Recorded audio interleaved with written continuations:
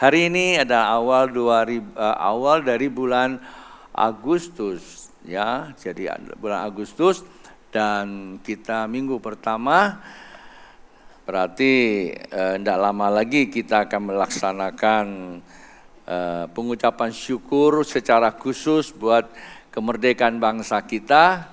Tanggal 17 Agustus sorenya kita ada acara di tempat ini. Satu momentum yang harus kita sama-sama laksanakan, yaitu pengucapan syukur untuk kemerdekaan bangsa kita 79 tahun. Nusantara baru, Indonesia maju. Kalau tidak salah begitu ya. Nusantara maju, Indonesia maju. Siapa tak suka Nusantara? Wih ya, nyanyikan lagu Nusantara dari 1 sampai 11. Itu ciptaan Tony Kuswoyo, bukan Tony Hidayat ya. Abang saya, abang jumpa di dalam musik. Nah, pada hari itu kita juga ucap syukur Thanksgiving Day kita 32 tahun untuk gereja di mana Tuhan memberkati kita perjalanannya begitu panjang 32 tahun ya, dari Jakarta pertama kali kita mulai embrionya, benihnya, sehingga kita ada di Pontianak. Dan saya berterima kasih kepada Tuhan dan juga berterima kasih kepada Bapak Ibu yang tetap masih bersama dengan keluarga besar Psalm 21 Church di Pontianak. Karena Tuhan kita ada, karena Anda saya bisa melayani. Ya, kalau bukan Tuhan Anda pasti tidak ada. Kalau bukan Anda saya nggak bisa melayani juga. Ya, nggak mungkin saya khotbah sendiri 30 tahun di sini gitu ya. Ya, jadi itulah sebabnya saya ada karena Tuhan, Anda ada karena Tuhan, dan kita disatukan. Ya, kita ini adalah keluarga besar. Baik Bapak Ibu.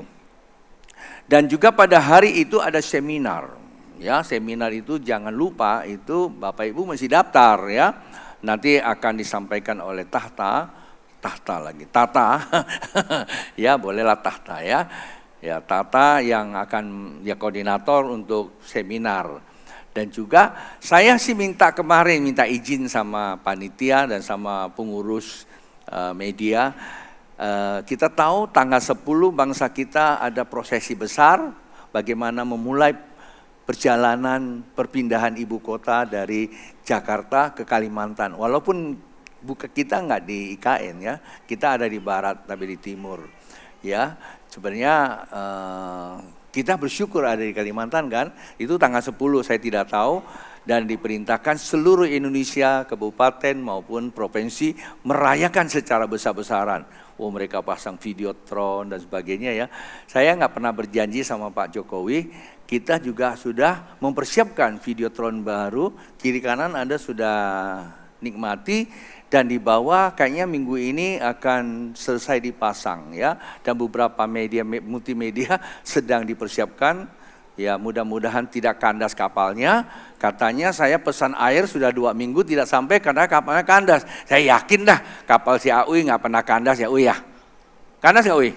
Enggak tuh, dia aja nggak ngerti. Saya pesan air 3 minggu belum sampai juga. Kandas di mana saya nggak tahu ya. Oke, saya nggak berpanjang di situ.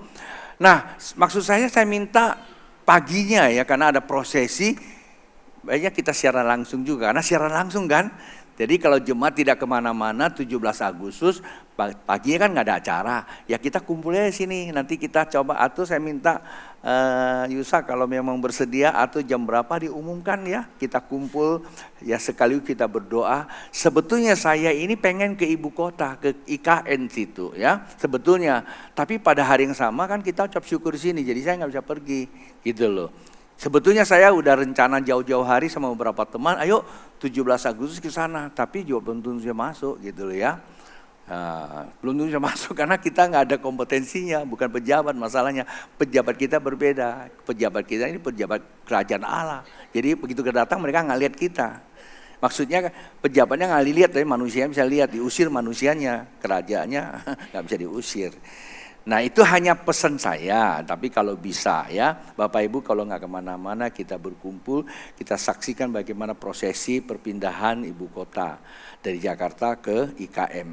Kenapa sih serius banget Sungai Yordan cara khususnya Pastor Tony untuk IKN, ada sejarah lah ya. Bapak Ibu yang mengikuti terus tahu bagaimana kita terlibat di dalamnya ya, terlibat di dalam spiritnya ya. Jadi kami punya semangat itu gitu loh ya. Ya saya kira itu aja, nggak usah panjang-panjang, mesti khotbah. Saya lihat saya punya khotbah hari ini ayatnya banyak banget ya. Jadi masih bersedia bersama saya 1 jam? Anda bertahan 1 jam dengan saya? Anda tahan bersama saya 1 jam? Kurang semangat. Bertahan sama saya 1 jam? 2 kali amin ya. Amin, amin. Guru saya ngajarin begitu masalahnya. Baik Bapak Ibu, kita mulai.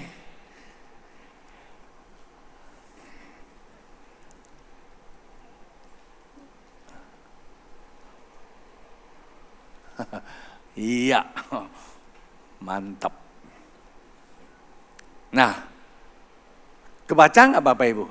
Ini panjang banget ayatnya, jadi saya agak bukan malas, saya nggak mau bikin banyak slide untuk ini karena saya mau bacakan buat Bapak Ibu. Perhatikan aja, kalau Bapak Ibu nggak bisa baca di layar ini, buka kitab ya, buka iPad suci ya, bukan kitab suci jadinya. Baik Bapak Ibu, saya bacakan yang menjadi dasar pemikiran kita dari perikop ini. Sebenarnya bukan perikop ini, dari kisah seorang janda dengan Elia. Nah, dari situ ada sesuatu yang Tuhan ingin bicara sama Bapak Ibu dengan kita hari ini di Jemaat Sam 21 Church di Pontianak maupun Bapak Ibu yang saat ini sedang mengikuti live streaming kami. Saya mulai baca dari ayat ke-7, dari situ saya mulai sampaikan tentang apa yang Tuhan berikan melalui Elia. Ayat 7 berkata, tetapi sesudah beberapa waktu sungai itu menjadi kering sebab hujan tiada turun di negeri itu. Maka datanglah firman Tuhan kepada Elia, bersiaplah pergi ke Sarfat yang termasuk wilayah Sidon dan diamlah di sana.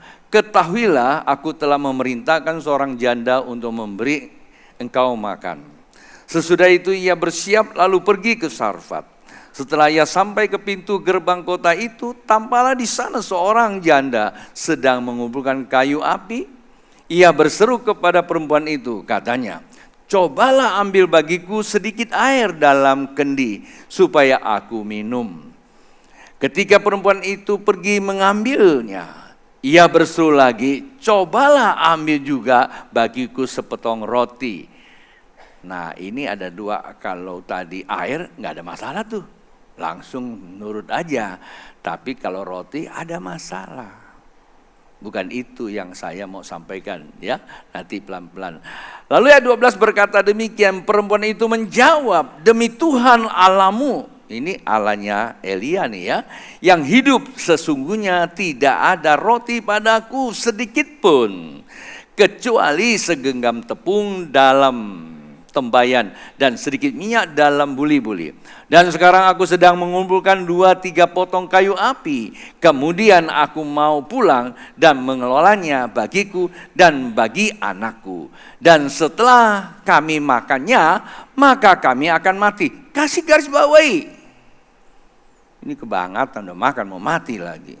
Ya. Untung bukan ketemu saya matilah kau. Tapi ketemunya sama Elia beda dia. Ayat 13, tetapi Elia berkata kepadanya, janganlah takut, pulanglah. Buatlah seperti yang kau katakan, tetapi buatlah lebih dahulu bagiku sepotong roti bundar kecil daripadanya. Dan bawalah kepadaku, kemudian barulah kamu buat bagimu dan bagi anakmu. Wih, luar biasa. Elia ini hamba Tuhan, raja tega. Sebab begini firman Tuhan Allah Israel, tepung dalam tembayannya itu tidak akan habis dan minyak dalam buli-buli itu pun tidak akan berkurang sampai pada waktu Tuhan memberi hujan ke atas muka bumi. Lalu pergilah perempuan itu dan berbuatlah seperti yang dikatakan Elia. Maka perempuan itu dan dia serta anak perempuan itu mendapat apa? Makan beberapa waktu lamanya. Tepung dalam tempayan itu tidak habis dan minyak dalam buli-buli itu tidak berkurang seperti firman Tuhan yang diucapkannya. dengan perantaran Elia. Nah, ini problemnya muncul. Sesudah itu anak dari perempuan pemilik rumah itu jatuh sakit, dan sakitnya itu sangat keras sampai tidak ada nafasnya. Alias apa? Inna ilahi wa inna ilahi roji'un. Udah makan, mati. Pertanyaannya mengapa seperti itu? Lalu Bapak pengkhotbah, ini maksudnya apa? Maksudnya, nah kita lihat maksudnya. Keluar dari pemikiran menjadi dasar pemikiran kita. Ada ayat-ayat tertentu yang kita mesti bedah bersama.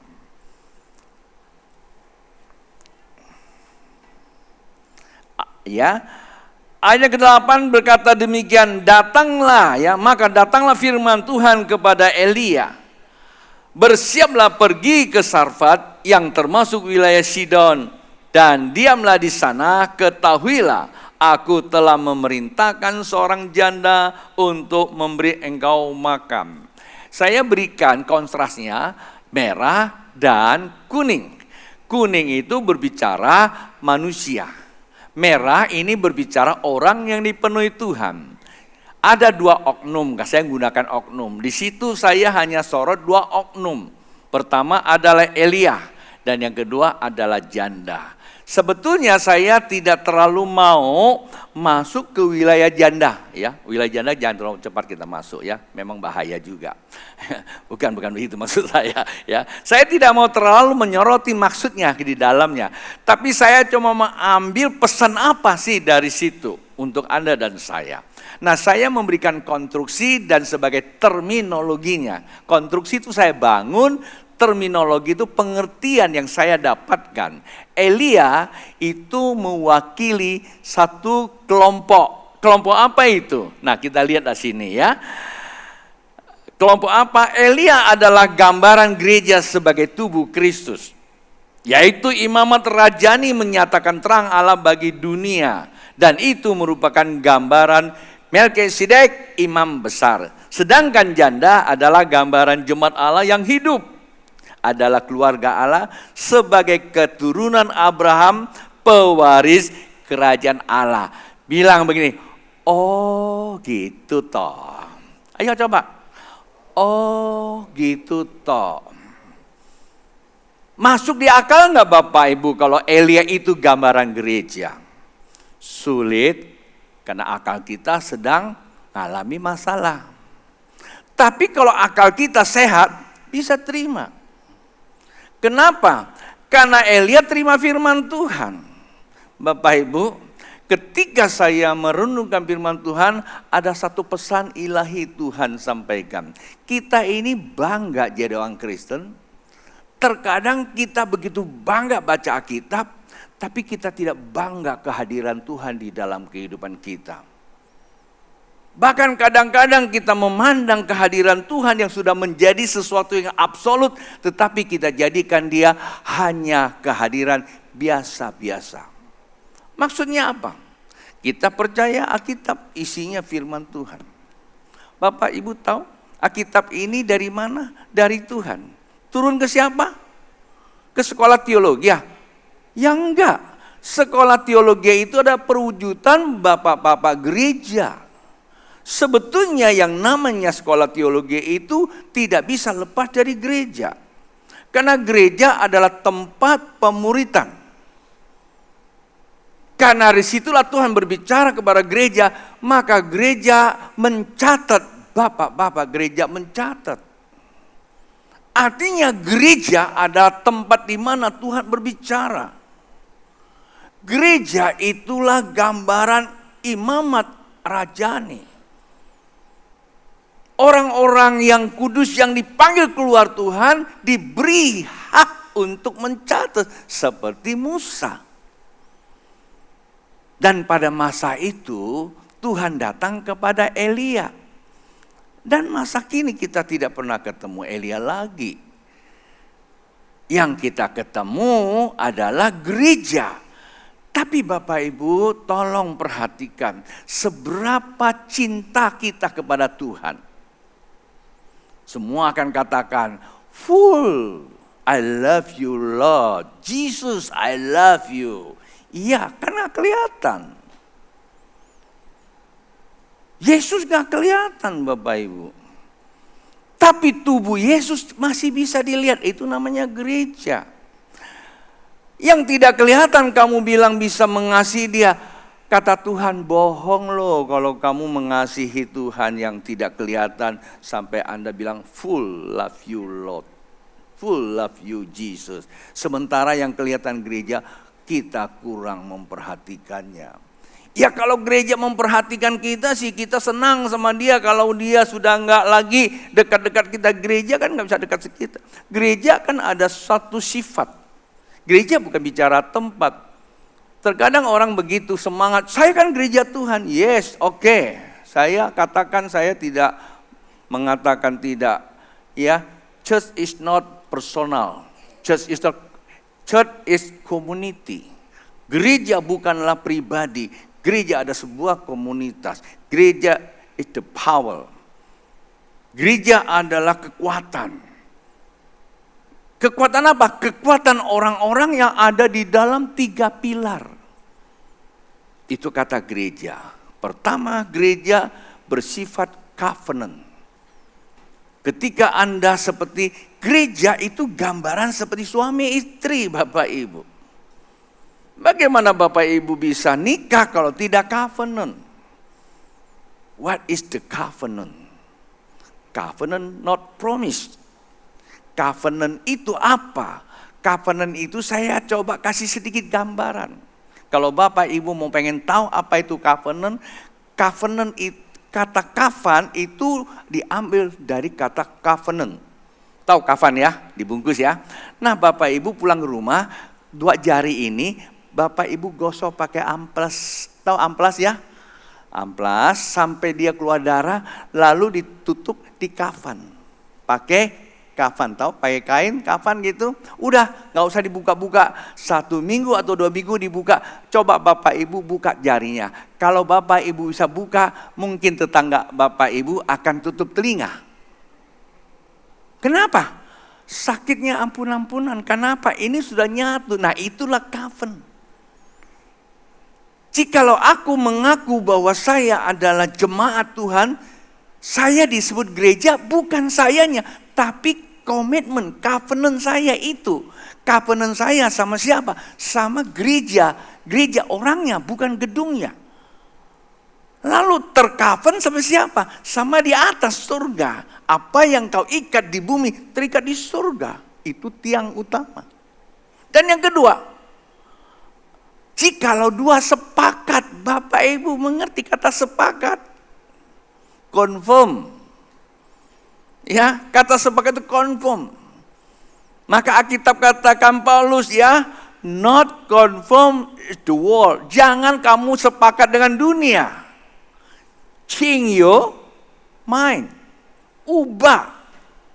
Atau renewing katanya. Ubahlah. Wih. Pastor hari ini pakai bahasa Inggris gak tahu dari mana. Niru-niru Pastor Sukahardi lah. Atau guru saya ada di sini nih.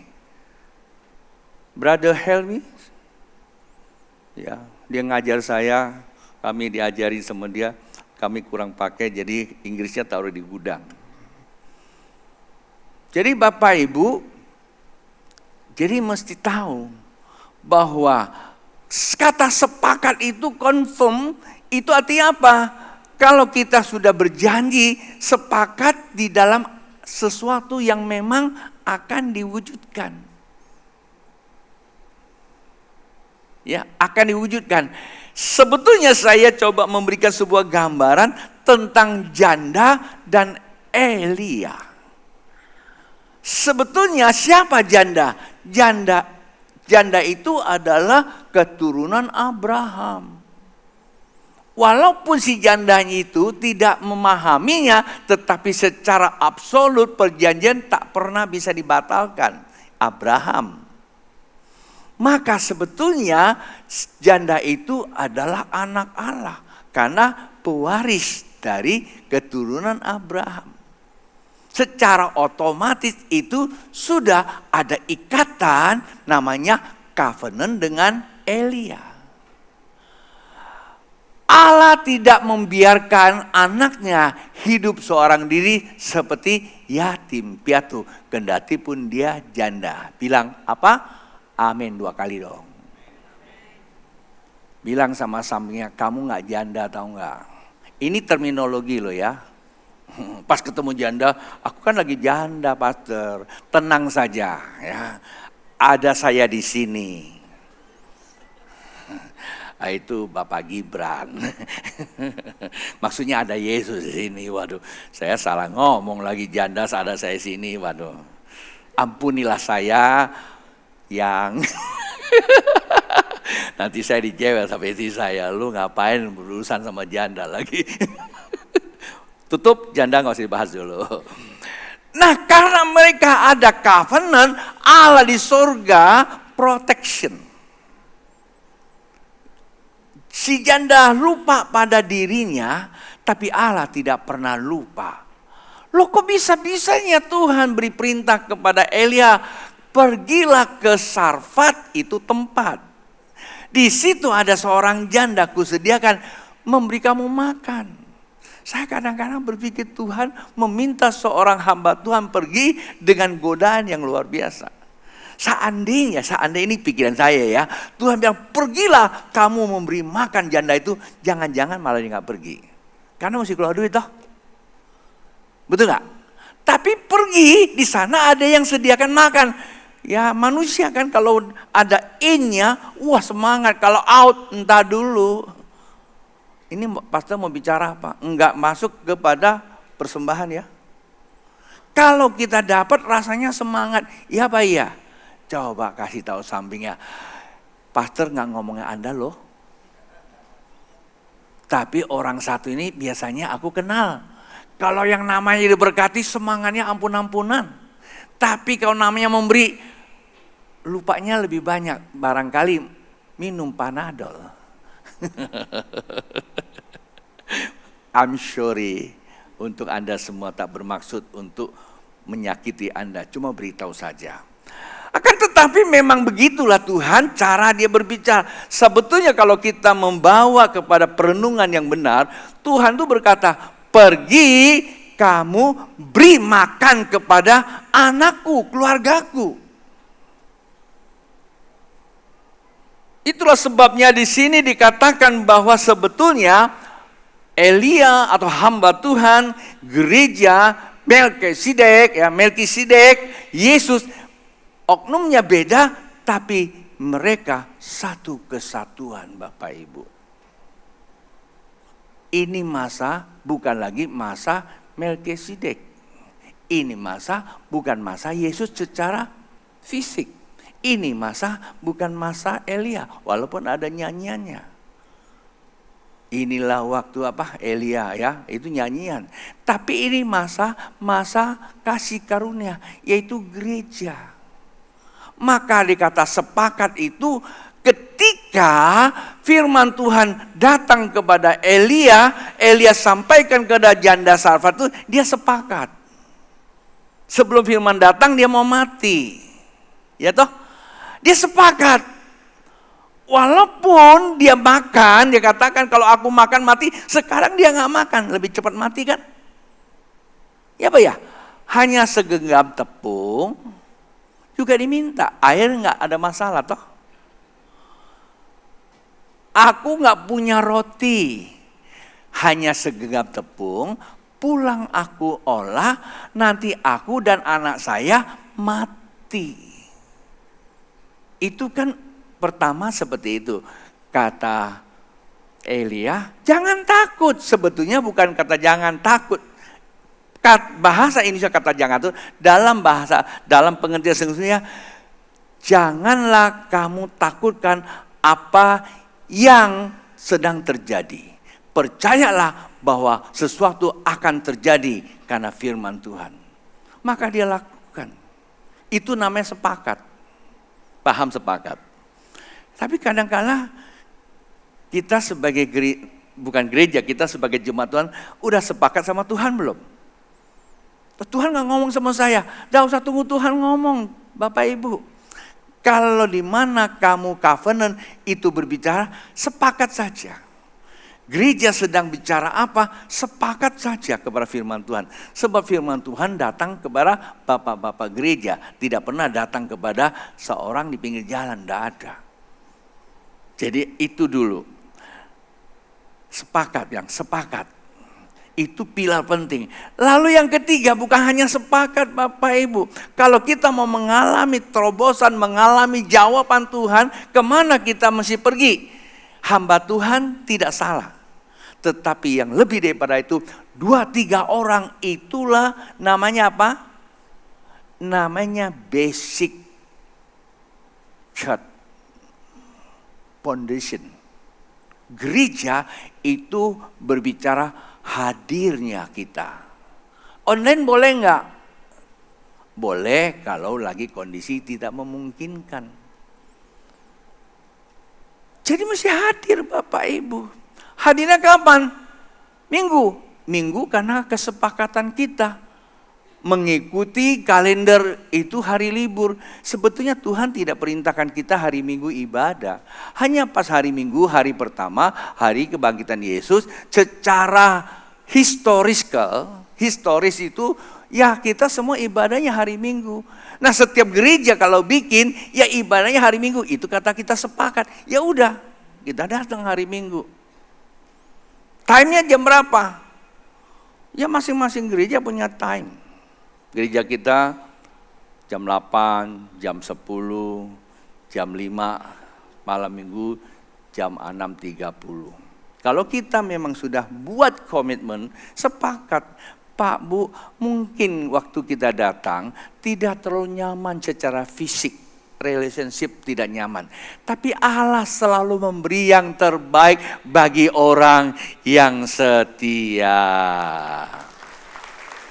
Saya nggak suruh tepuk tangan, tapi 2 kali aminnya. Kata setia itu emona. Di atas iman. Iman itu cuma melakukan, emona itu terus-menerus melakukannya. Bapak Ibu kalau itu dilakukan, percayalah. Saya hanya menyampaikan apa yang tertulis. Bapak Ibu akan menikmatinya. Tuhan gak pernah ingkar janji. Tuhan selalu bicara masa depan. Tidak bicara masa lalu. Hanya terkadang kita, dunia bicara masa lalu. Pengetahuan bicara masa lalu. Kalau toh masa depan pengetahuan hanya prediksi. Itu pun kadang-kadang gak bisa tepat. Ilmu pengetahuan ada ilmu pasti. Bisa mengukur masa depan tetapi sifatnya adalah prediksi. Menggunakan apa? Menggunakan pendekatan masa lalu untuk menghitung masa depan. Firman Tuhan tidak bicara masa lalu, selalu bicara depan. Tuhan kita itu adanya di depan. Jikalau kita dekat dengan Tuhan, dengan firman Tuhan, maka kita dibawa ke masa depan. Bukan masa kini. Masa kini kadang-kadang gak nyaman. Ada luka, sakit. Maka Tuhan berfirman kepada Yeremia untuk menasihati umat Israel. Luka bukan rancangan Tuhan. Tuhan gak rancangan kecelakaan. Rancangan Tuhan itu selalu ke depan. Penuh apa? Penuh dengan pengharapan. Amin 2 kali. Bilang sama samping lo, biarpun janda tetap ada pengharapan. Janda ini ilustrasi ya. Pas kebetulan sebelahnya janda lagi. Ini ilustrasi, maksudnya apapun masalahmu dalam hari ini tetap ada pengharapan. Begitu loh Pak, Bu. Ya kan? Nah ini yang dipegang oleh Elia sebagai hamba Tuhan. Walaupun kamu mau mati, itu kan pandangan kamu. Tapi pandangan Tuhan, masa depan kamu penuh pengharapan. Nah gereja selalu bicara pengharapan. Tapi kalau kita, ini mau apa lagi itu ngomongnya, jangan-jangan nanti minta duit lagi. Ya itu kita tuh, ya itu kita. Kalau Tuhan tidak, Tuhan bicara selalu masa depan penuh pengharapan. Walaupun hari ini kita dalam kondisi tidak nyaman, tidak baik-baik saja. Tapi Tuhan selalu sediakan yang terbaik bagi orang yang berharap kepada Dia. Maka dikatakan berharap masa depan penuh dengan pengharapan. Oke? Kita teruskan lagi Bapak Ibu. Karena panjang, banyak ayat nih. Nah ini menjadi topik kita. Firman datang kepada apa? Keluarga Allah. Janda itu keluarga Allah. Maksudnya apa keluarga Allah? Orang-orang yang percaya Tuhan. Sebetulnya tidak percaya Tuhan juga dia keluarga Allah kok. Emang ada manusia dilahirkan dari batu gitu? Ada nggak bro? Nggak ada ya. Manusia diciptakan kan. Habis itu beranak pinak gitu ya. Dan begitu Allah ciptakan manusia disebut anak Allah loh. Hanya ada anak Allah yang di dalam, ada anak Allah yang hilang. Kan gitu. Semua anak Allah. Yang di luar sana yang teriak-teriak suka nyenggol-nyenggol orang percaya itu juga anak Allah. Maka nggak usah kutukin dia. Disakiti biarkan saja. Ya, Tuhan mati untuk dia juga kok. Yang suka ngejar-ngejar kita itu, yang suka rusakin barang kita itu anak Allah yang terhilang. Tuhan mati untuk dia loh. Maka jangan kita terus caci maki dia. Tiba-tiba dia jadi pendeta gimana? Anda menolak hari ini, besok Anda tertolak bicara dia. Maka jangan sembarangan kita berucap. Lebih baik bilang sama dia seperti Stefanus. Tuhan, ampunilah karena dia tidak mengerti apa yang diperbuat. Sehat kita, benar aja. Kalau Anda mau pengen tahu sehat bagaimana itu. Ya, tadi gereja sudah 3 pilar, saya tidak usah terus lama-lama, saya bicara ini lagi. Nah itulah yang menjadikan di mana firman Tuhan datang. Kalau dulu firman Tuhan datang kepada hamba, bapak-bapak, lalu agama yaitu Yahudi, kemudian Yesus sendiri datang menyampaikan firman Tuhan. Yesus sudah ke sorga, sekarang firman Tuhan dicatat oleh bapak-bapak gereja, dibuatlah, ya itu kan kanonnya ya. Kanon-kanonnya kemudian dibuatlah menjadi buku, yaitu Alkitab. Ya sekarang berubah, jadi iPad itu, ya atau handphone dan sebagainya. Yang penting isinya firman Tuhan lah. Tapi berbahaya sekali sih itu memang betul. Ya lebih baik selalu bawa yang beginian juga sih. Walaupun saya bawa ini tapi ini juga tidak ketinggalan supaya keren aja gitu loh. Pendeta masih ada Alkitab. Ya baca pernah nggak baca itu baca salah karena hurufnya kecil banget. Kemarin dikasih sama Irwan 1, tapi kok gede banget Alkitabnya jadi nggak usah bawa. Ya saya bawa yang kecil hurufnya kecil. Ya udahlah yang penting punya Alkitab gitu aja. Ini isinya apa? Firman Tuhan. Nah sekarang firman Tuhan datang kepada kita apa? Ada di sini. Maka kita perlu bersekutu supaya dibacain. Kita tidak usah persoalkan apa yang disampaikan. Yang penting firman Tuhan disampaikan. Kalau kita terima dengan ikhlas, kita terima dengan pengucapan syukur. Roh Kudus bukan ininya yang akan menyadarkan kita. Tapi pemahaman roh itu yang akan membuat Anda paham. Bapak Ibu tahu buku ini isinya, ini namanya apa? Injil. Isinya apa? Sejarah kan?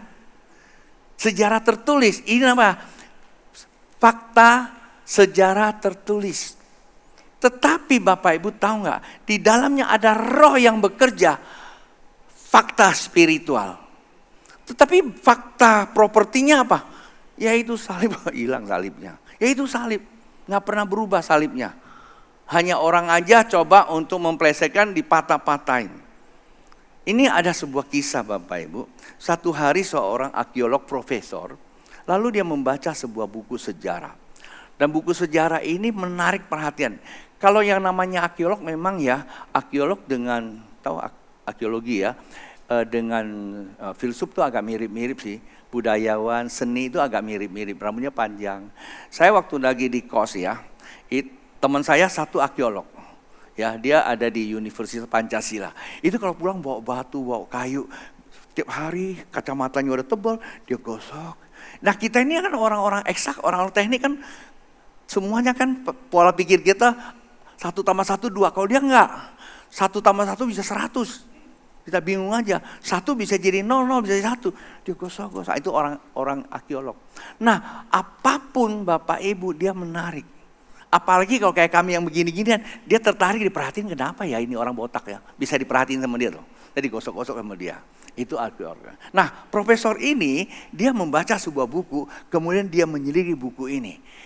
Karena buku ini cukup menarik buat dia, ditemukan ini baru namanya apa? Fakta tertulis, ya, sejarah tertulis.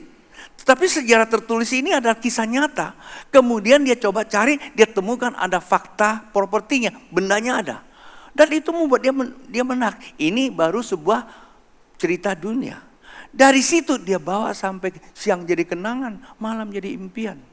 Dengan demikian dia penasaran Bapak Ibu. Dia datang minta nasihat para spiritual. Nah biasanya ada orang spiritual ya, dinasehati sama dia. Kamu tahu nggak ini kisah nyata sekian ribu tahun yang lalu. Dan kalau kamu mau pengen tahu apa isinya, gampang, meditation, kontemplasi. Kemudian kamu bisa bonding ngalami. Benar loh, ketika mereka lagi meditasi dan mereka benar-benar bonding, ngalami masa itu. Nah, begitu dia ngalami masa itu, ini jadi menarik. Lalu itu buat jadi film. Filmnya The Legend. Ya, Anda pergi nonton. Itu sebuah buku dan itu menyampaikan secara historika, ilmiah, humoris ya. Humoris, kemudian apa? Sangat-sangat action juga ada. Wah macam bagus sekali. Saya tidak promosikan film itu, tapi saya katakan, loh buku sejarah saja bisa membawa orang bergairah. Bagaimana yang namanya buku rohani yang diterbitkan oleh Allah itu sendiri. 2 kali aminnya, jangan tepuk tangan. Sebab karena Anda nonton bola juga sama-sama tepuk tangan. Masa sih khotbah disamain sama nonton bola? Nggak mungkin kan kamu nonton bola, amin 2 kali nggak mungkin ya. Nah, paling kalau bilang, Kevin, Anda bakal diberkati loh naik jabatan, amin. Nah itu pasti, itu bahasa bagus ya. Kan nggak mungkin ada tepuk tangan kan.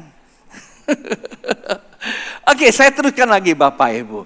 Nah itulah sebabnya bahwa apa yang terjadi? Alkitab katakan bahwa setelah diberkati, anaknya apa? Mati.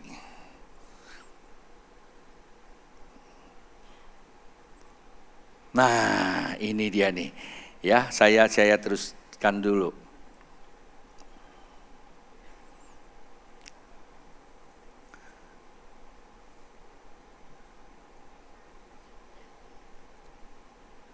Ayat 10 ya. Sesudah itu ia bersiap lalu pergi ke Sarfat. Setelah ia sampai ke pintu gerbang kota itu, sampai di sana seorang janda sedang mengumpulkan roti.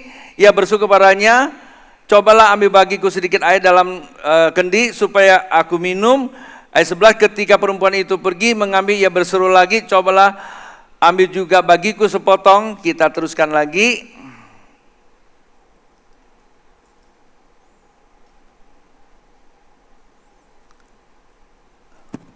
Sini ada, sana nggak ada ya.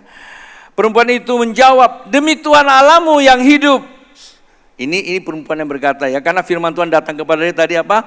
Berikan aku makan, jangan kamu takut. Kemudian perempuan ini sekarang menjawab di ayat 12 ya, demi Tuhan Allahmu yang hidup, sesungguhnya tidak ada roti padaku sedikit pun, kecuali segenggam tepung dalam tempayan dan sedikit minyak dalam buli. Dan sekarang aku sedang mengumpulkan 2-3 potong kayu api. Kemudian aku mau pulang dan mengolahnya bagiku dan bagi anakku. Dan setelah kami memakannya, maka kami akan mati. Nah, perhatikan di sini.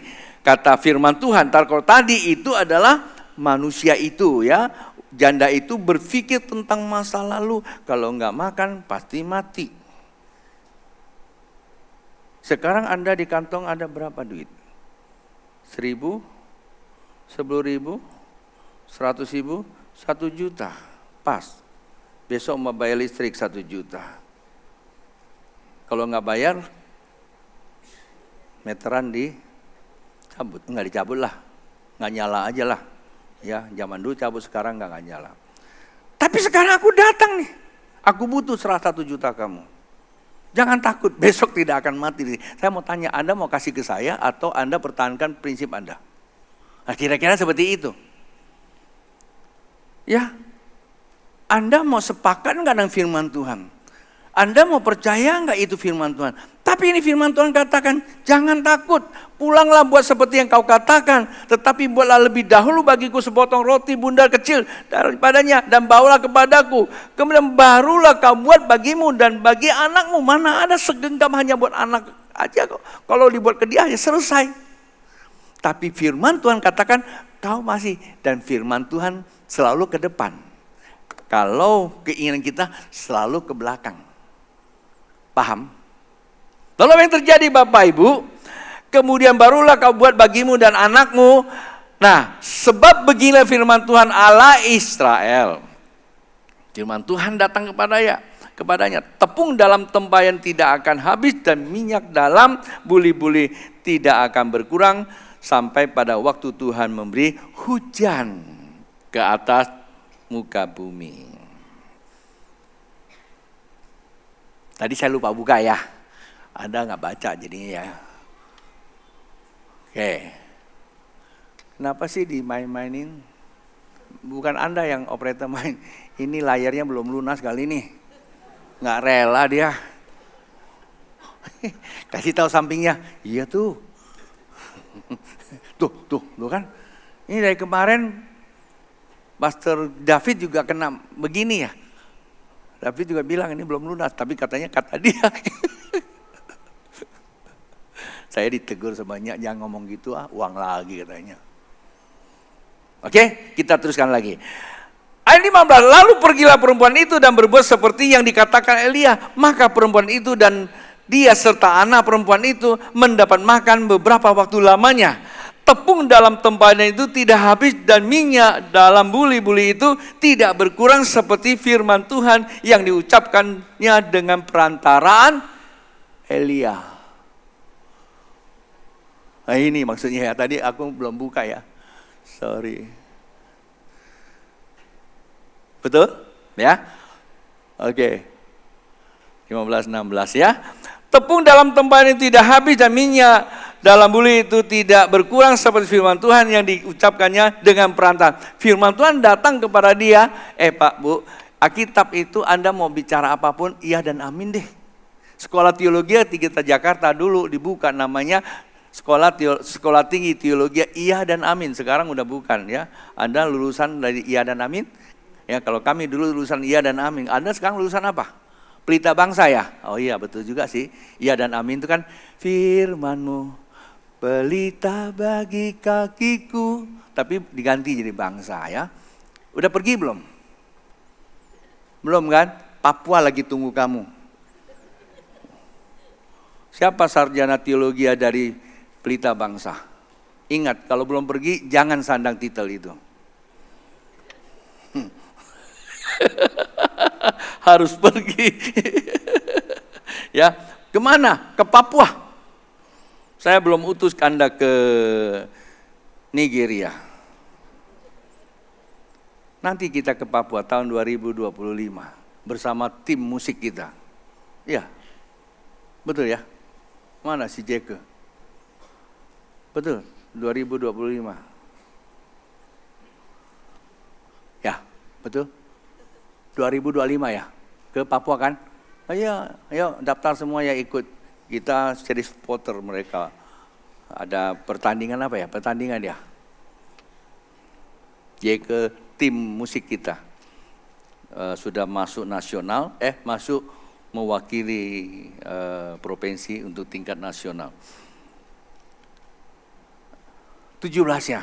Nah, ini problem. Tadi kan firman Tuhan digenapi kan.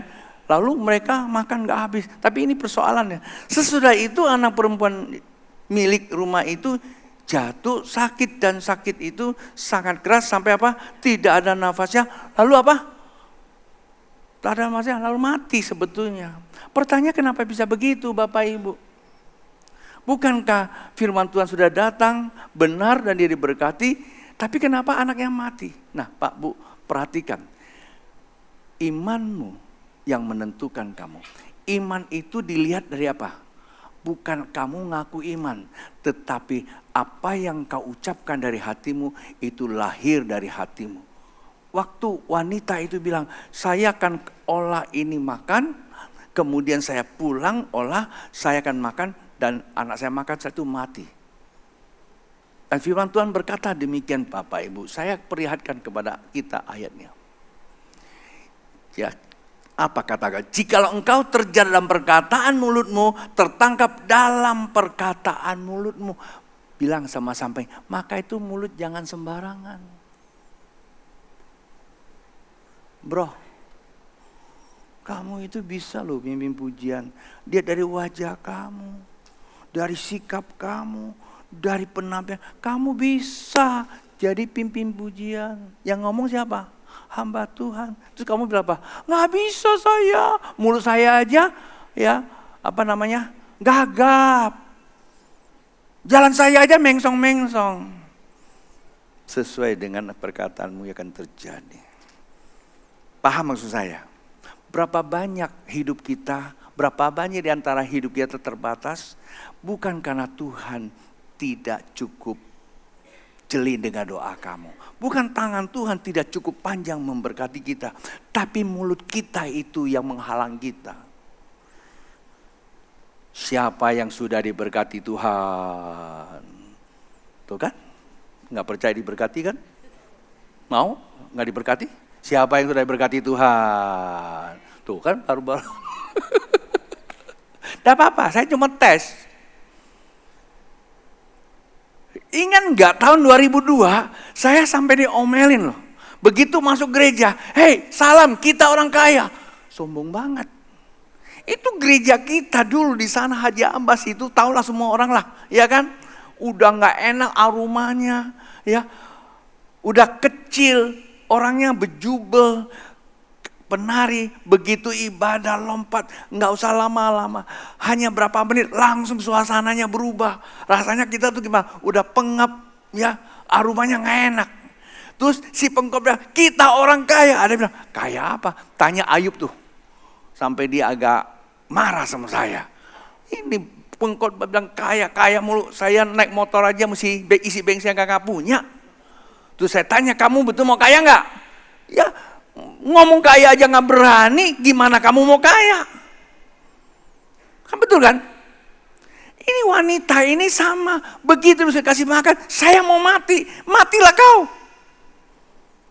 Betul kan? Nah itulah sebabnya Bapak Ibu jangan tiap hari kita ngutukin diri kita. Allah tidak pernah rancang kecelakaan. Bilang saya pasti bisa di dalam Tuhan. Walaupun hari ini saya belum punya jodoh, Tuhan kasih saya yang terbaik. Walaupun hari ini saya diputuskan, jauh lebih baik diputuskan hari ini daripada nanti udah nikah putus. Ya toh? Anak Tuhan selalu beruntung. Bukan orang Jawa yang selalu beruntung. Ya kalau orang Jawa kan ya semua beruntung kan ya. Kita ini anak Tuhan selalu baik adanya. Bisa. Saya ngajarin anak-anak saya. Perkatakan itu terpenting. Maka selalu kita afirmasikan hidup kita selalu baik. Begitu saya bangun pagi, Tuhan terima kasih karena kuasa-Mu saya bersuka cita. Apa yang saya rindukan Tuhan karuniakan. Bayangin aja, apapun yang kita rindukan, belum kita ngomong barang udah datang duluan. Apa? Energi semua bersekutu bersama dengan kita, bersepakat dengan kita. Oke, paham ya? Saya mesti selesaikan nih. Ya. Karena itu, nah ini penting buat kita. Supaya cuma satu slide ini ya. Ayat yang ketujuh, sebab seperti orang membuat perhitungan dalam dirinya sendiri, demikian. Ya, dalam dirinya sendiri, demikianlah ia. Yang bawah nggak usah dibaca. Jadi Bapak Ibu, sebetulnya diri kita itu ditentukan oleh perhitungan kita.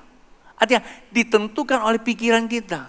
Maka itu Bapak Ibu, boleh sih kita berpengetahuan banyak, nggak salah. Baca buku banyak nggak masalah. Bapak Ibu boleh di rumah saya banyak buku, nggak salah. Tetapi mari isilah kebenaran itu. Karena kebenaran itu yang akan menstimulasi seluruh pikiran kita. Apa yang kita pikirkan itu yang kita rasakan. Apa yang kita rasakan pastilah itu yang akan dikerjakan dalam hidup kita. Benar. Dan ini sudah menjadi sebuah hukum kehidupan Bapak Ibu. Itulah sebabnya apa yang kau katakan pada dirimu, itu yang akan terjadi pada dirimu. Selalu katakan pada dirinya. Apa harus kita katakan pada diri kita Bapak Ibu yang pertama ini? Ya, katakan apa? Katakan dirinya adalah apa? Aku generasi pewaris kerajaan Allah. Bukan kamu yang ngomong sebetulnya, firman Tuhan. Barang siapa yang percaya kepada Yesus, maka dia sebagai pewaris janji Allah kepada Abraham. Anda dan saya adalah yang mewarisi janji Allah kepada Abraham. Janji apa Allah kepada Abraham? Barang siapa yang mengutuki Abraham, maka terkutuklah dia. Barang siapa yang memberkati Abraham, diberkatilah. Ishak lahir pada saat waktu dalam kesusahan, masa kesusahan tidak akan menghambat Ishak. Tetapi pada saat kesusahan, Ishak menabur, dia tetap menuai. Bukan berarti menabur kamu kasih duit ke gereja. Maksudnya kalau kamu kerja, kamu buat apa saja, Allah turut bekerja atas orang percaya. Yakub sampailah kepada Israel. Ini perjanjian Tuhan. Kalau Bapak Ibu mau tahu, bangsa Israel sejumlah besar belum percaya Yesus, tapi mereka diberkati luar biasa. Negara yang kecil, makmur, subur. Kalau nggak percaya ikut saya nanti bulan Oktober. Kita mau ke sana. Anda lihat deh, subur, ya. Oh lagi perang? Enggak, perang mang jauh sana.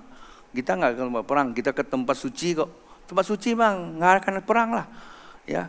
Kalau top perang mati juga langsung masuk surga.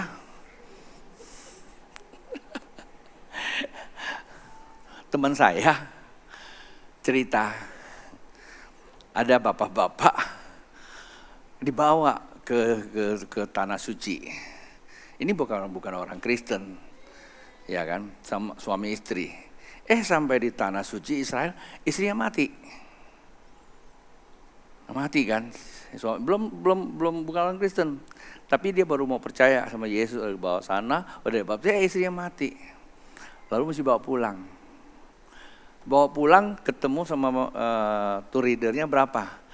100 juta ongkos bawa pulang. Tapi kalau kubur di sana cuma bayar ya 100 ribu aja persembahan kasih. 100 juta sama 100 ribu, beda jauh nggak? Oh langit dan bumi. Terus putusannya gimana suaminya? Kubur di mana? Bawa pulang atau dikubur tanah suci? Bawa pulang 100 juta loh. Kubur sana cuma bayar persembahan kasih cepet ceng. Bawa pulang atau kubur sana? Siapa yang bilang bawa pulang? Angkat tangan. Siapa yang bilang kubur sana? Ini orang pelit semua nih. Tapi rupanya dia bawa pulang, dia nggak mau kubur di sana. Bawa pulang di pesawat, lalu tour leader tanya, Pak, luar biasa Bapak. Saking cinta sama istrinya tidak mau tinggalkan di Israel, dibawa pulang. Bayar 100 juta. Bukan begitu Pak. Katanya kalau kubur Israel 3 hari kemudian bangkit. Yang ketawa punya pengalaman. Oke ya, yang gak ngerti gak usah ketawa gak apa-apa. Jadi Bapak Ibu, katakan dalam diri. Yang kedua, pemusik boleh ke atas. Yang kedua, apa kata Alkitab? Namun karena kami memiliki roh iman yang sama, seperti ada tertulis, aku percaya, sebab itu aku berkata-kata. Maka kami juga percaya, dan sebab itu kami juga berkata-kata. Bapak Ibu, yang kedua ini kita katakan apa? Katakanlah dengan roh iman, aku percaya, maka aku melakukannya apa yang ku percaya. Siapa yang percaya bahwa dia adalah pewaris kerajaan Allah? Lambaikan tangan, kecuali gak percaya gak apa-apa. Siapa yang percaya bahwa dia pewaris Allah sudah sediakan lebih dari cukup? Lakukan apa yang kau percaya. Sebentar Tata akan bicara. Tuh ketawa kan? Enggak masuk poin tuh. Jadi Bapak Ibu, kesimpulan ya, kesimpulan.